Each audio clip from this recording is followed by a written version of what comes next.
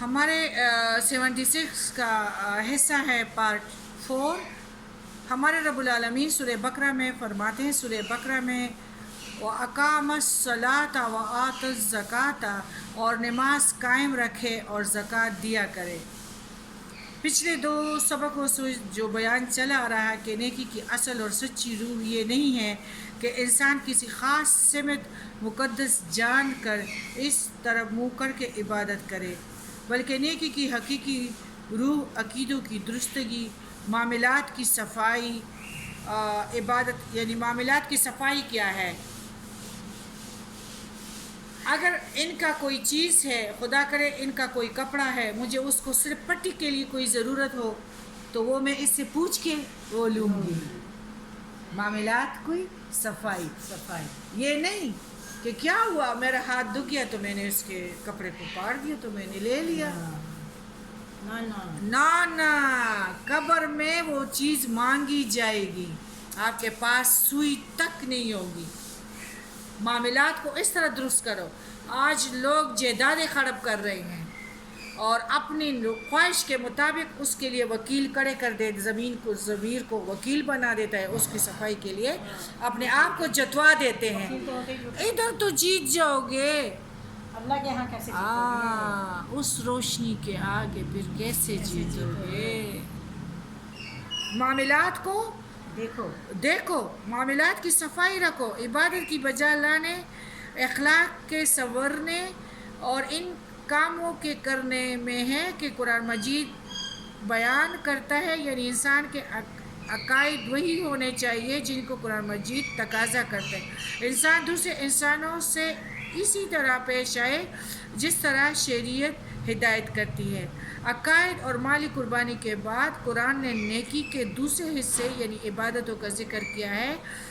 عبادت میں سب سے بڑی عبادت بدنی ہے کہ بدن سے کسی کے ساتھ برتن دو، بدن کے ساتھ کسی کے کپڑے سیو، بدن کے ساتھ کسی کا استری کرو اور ان کا جو ہے ہاتھ بٹاؤ۔ مالی امداد ہے یعنی قرض حسنہ دو، ہر کسی کو بتاؤ مت۔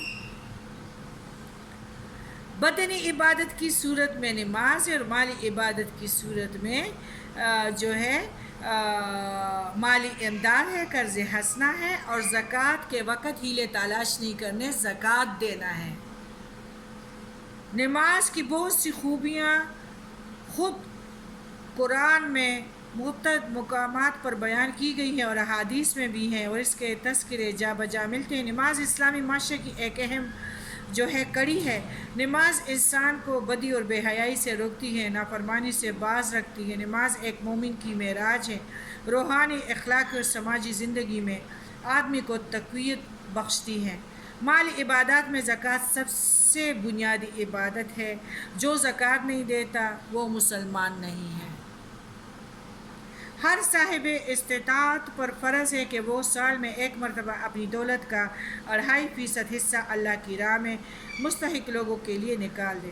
قرآن کی یہ مقرر کی ہوئی زکوٰۃ اس قدر ضروری اور مفید ہے کہ اگر مسلمان اس کی پوری طرح پابندی کرے تو امت میں کوئی شخص فاقے سے نہیں مرے گا، بے روزگاری کے ہاتھوں تنگ آ کر خودکشی کی نوبت نہیں آ سکتی۔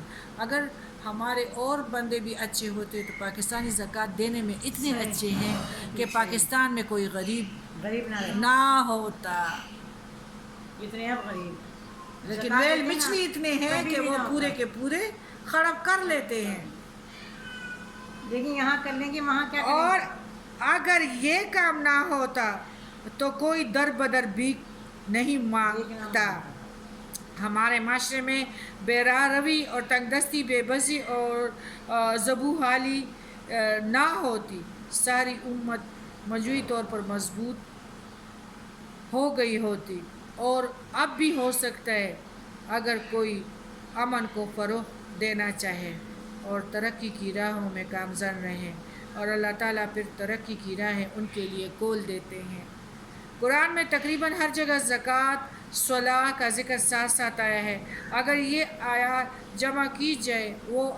وہ آیات جمع کی جائے جن میں صلاح اور زکوٰۃ کے مسائل، احکام، ارشاد یا تذکرے موجود ہیں تو ان کی مجموعی تعداد 300 سے زیادہ ہے۔ اس سے ظاہر ہے کہ اسلام میں دونوں فرائض کی حیثیت کس قدر اونچی اور اہم ہے۔ ان ارکان کی بجاوری اور باقاعدگی کے بغیر اسلام سوسائٹی کا تصور ہی پیدا نہیں ہو سکتا۔ ان سے غافل مسلمانوں کو فاسق اور منکر کو دائرہ اسلام ہی سے خارج تصور کیا جاتا ہے۔